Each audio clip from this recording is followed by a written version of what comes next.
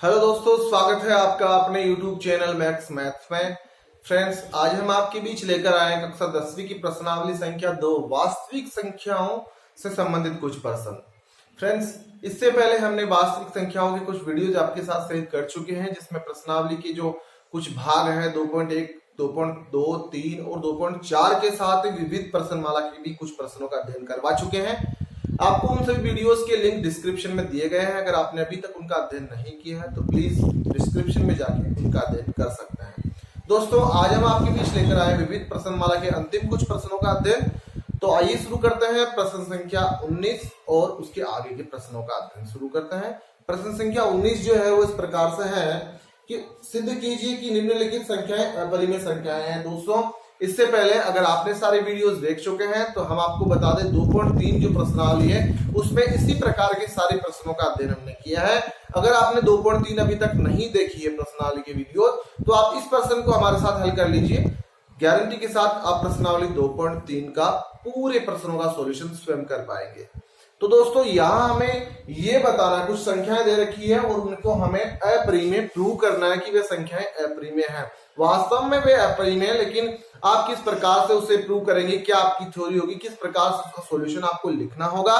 तो आइए शुरू करते हैं। दोस्तों, इससे पहले यहाँ हम आपको ये बता दें कि जितनी भी संख्याएं रूट में होती है, रूट में जितनी भी संख्याएं होती है, अगर वे अभाज्य संख्याएं हैं तो दोस्तों वे सभी अपरिमेय होगी। जैसे रूट में 2 अभाज्य हैं, रूट में 3 अभाज्य हैं, रूट 5 अभाज्य है, रूट 11 अभाज्य, रूट 9 ये अभाज्य नहीं है। क्यों नहीं है? क्योंकि जैसे रूट 9 आपको लिखा हुआ है तो रूट 9 को दोस्तों आप 3 भी लिख सकते हैं।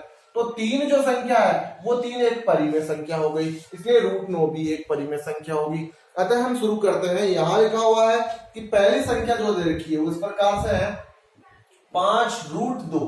दोस्तों, 5√2 हमें दे रखा है और कहा गया है कि आप सिद्ध कीजिए कि ये जो संख्या है वो एक अपरिमेय संख्या है। तो आपको इस तरह के प्रश्नों की जो शुरुआत करनी है उसमें सबसे पहले आपको ये लिखना है कि प्रश्न के विपरीत, प्रश्न के विपरीत। तो प्रश्न क्या लिखा है? प्रश्न में लिखा है कि ये जो है वो एक अपरिमेय आप प्रूव कीजिए। तो प्रश्न के विपरीत देखिए 2 लाइनें सिर्फ शुरू की और अंतिम 2 लाइनें महत्वपूर्ण रहेगी इस तरह के प्रश्नों में। बाकी कुछ थोड़ा थोड़ा संख्या के हिसाब से चेंज करना आपको। तो प्रश्न के विपरीत माना 5√2 एक परिमेय संख्या है। दोस्तों, यहां अगर आपने ये पहला ही क्वेश्चन इसका आराम से कर लिया, ढंग से कर लिया, समझ लिया, तो आप सारे प्रश्न कर सकते हैं। सिर्फ संख्याएं परिवर्तित होगी। परिमेय संख्या है, चूंकि परिमेय संख्या को P/Q के रूप में लिख सकते हैं या लिखा जाता है, जहां Q is not equal to 0 हो एवं P व Q दो सह अभाज्य पूर्णांक है या होंगे। ये प्रथम जो लाइन होगी ये आपको ध्यान में रखनी होगी। इसके बाद देखिए आप क्या करने वाले हैं। आपको कहा है कि प्रश्न के विपरीत आपने ये माना कि जो संख्या है वो एक परिमेय संख्या है और परिमेय संख्या को आप P/Q के रूप में लिख सकते हैं। तो आपने लिख दिया इसे P/Q के रूप में, क्योंकि इसे आपने परिमेय माना है तो आप इसे इस रूप में लिख सकते हैं, दोनों इक्वल होगा। यहां से 5 देखिए गुणा में जो 5 है उस तरह भेज दीजिए तो भाग में हो जाएगा, तो नीचे हो जाता है 5Q। देखिए यहां पर क्या स्थिति आ रही है, हमें यहां लिखना है चूंकि रूट की अभाज्य संख्याएं अपरिमेय होती है, ये हम जानते हैं। रूट की अभाज्य संख्याएं अपरिमेय होती है, इसलिए √2 एक अपरिमेय संख्या है, एक अपरिमेय संख्या है।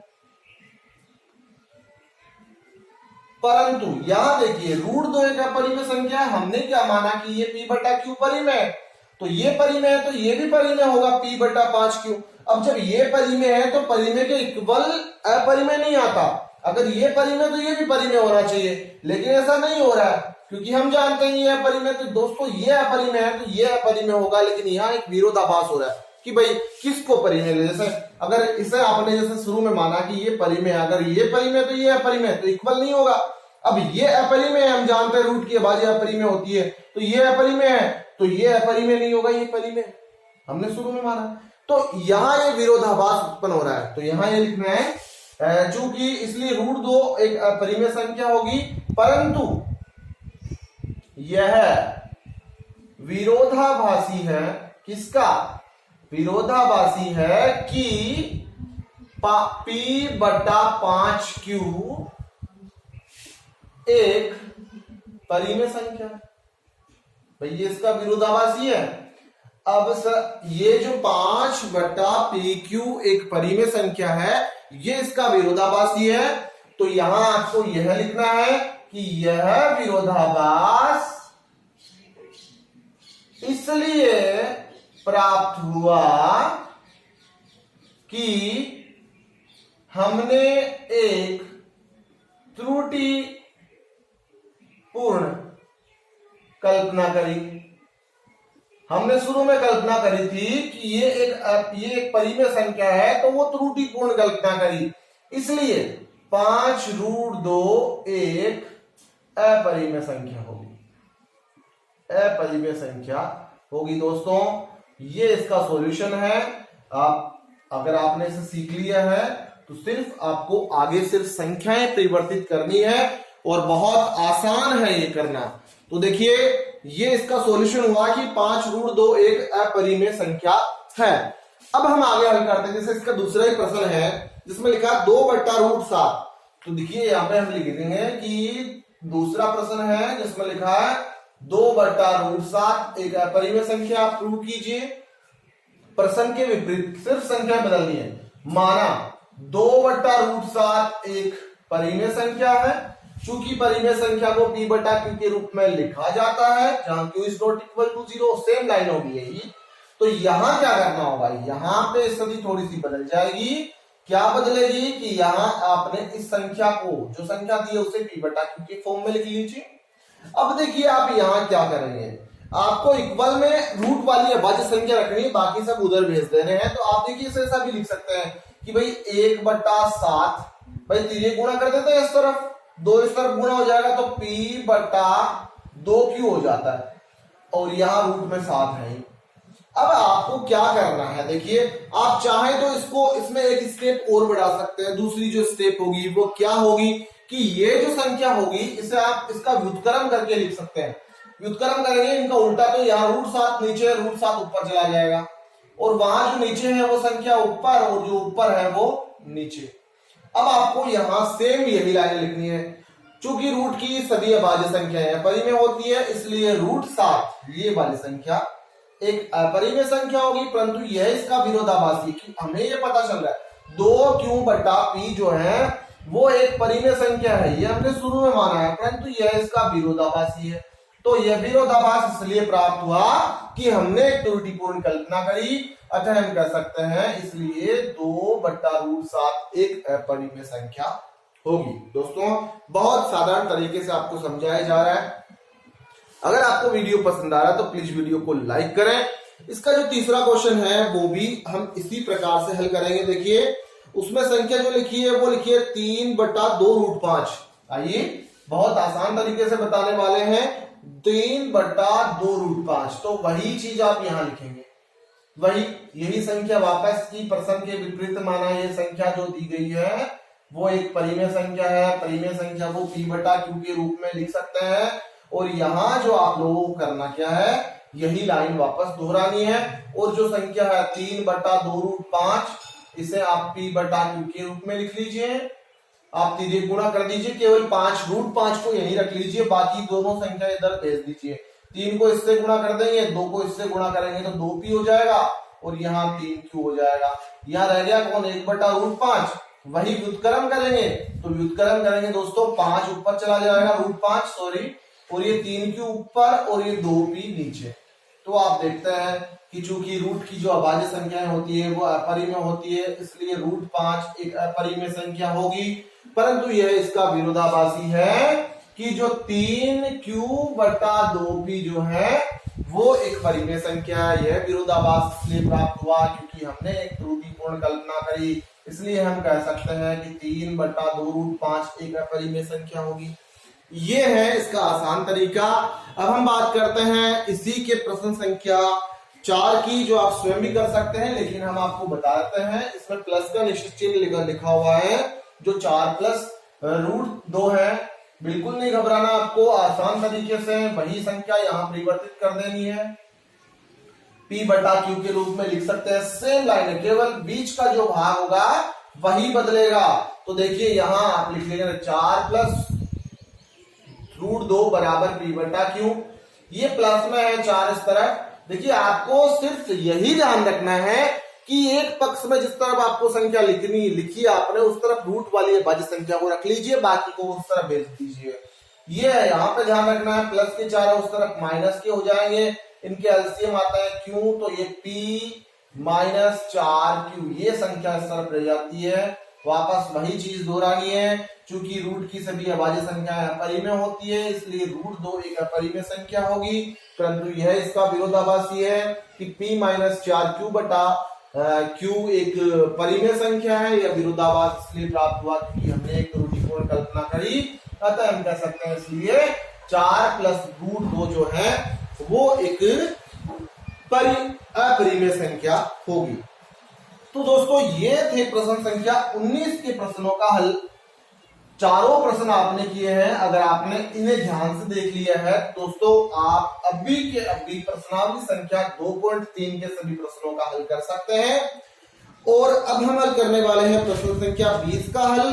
20 में लिखा है, निम्न परिमेय संख्याओं के हर के अभाज्य गुणनखंड के बारे में आप क्या कहना चाहेंगे? आप क्या कहेंगे कि उनके अभाज्य गुणनखंड जो होंगे हर के, वो किस प्रकार के होंगे? दोस्तों 34.1 2 3 4 5 ये संख्या आपको दी गई है।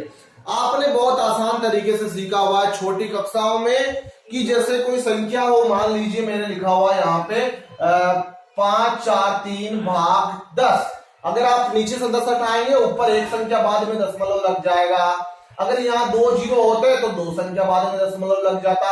यही स्थिति अगर आप वापस इसे इस रूप में परिवर्तित करते हैं तो जितनी संख्या बाद दशमलव है वो दशमलव हटते ही उतने नीचे 0 लग जाते। जैसे 2.2 संख्या बाद में था तो नीचे 2 0 लग गए। तो यहाँ आप क्या करने वाले हैं? यहाँ आप वही कार्य करने वाले जो हमने अभी आपको बताया है। 4 5 संख्याओं के बाद दशमलव है, तो जैसे ही संख्या आपने दशमलव हटाया तो नीचे 5 0 लग जाता है। दोस्तों घातांक नियम आप जानते हैं कि यहाँ क्या होने वाला है। ये जो संख्या है इस रूप में भी लिख सकते हैं 1 2 3 4 5 और 10 की घात लिख सकते हैं 5। दोस्तों आप इसकी गुणनखंड अगर करते हैं तो कैसे होते हैं? तो यहाँ देखिए कि यहाँ आप इसे 2 गुणा 5 लिख सकते हैं 10 को, और ये घात में 5।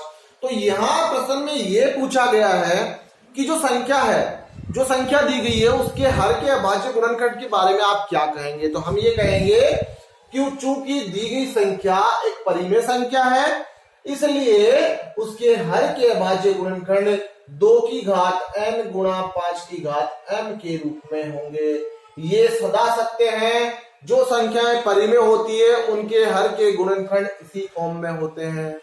अब हम बात करते हैं इसके प्रश्न संख्या 2 की। प्रश्न संख्या 2 में जो क्या प्रश्न लिखा है वो देखिए। उसमें लिखा है, दूसरे में संख्या लिखी है 4 3 दशमलव 1 2 3 4 9 तक लिखा हुआ है। 1 2 3 4 5 6 7 8 9। दोस्तों आप इससे बिल्कुल भी अपरिचित नहीं है। जिस संख्या पे बार लिखा हुआ है वो संख्या का मतलब ये हुआ बार हटते ही ये संख्या बार बार रिपीट होती है। और ये जो प्रसार है दोस्तों, प्रसार से संबंधित सारे प्रश्न जो हमने पहले किए, प्रसार हमने आपको बताए 2 प्रकार के होते हैं, शांत और अशांत। अशांत प्रसार फिर 2 प्रकार के होते हैं, एक अशांत आवर्ती, एक अशांत अनावर्ती।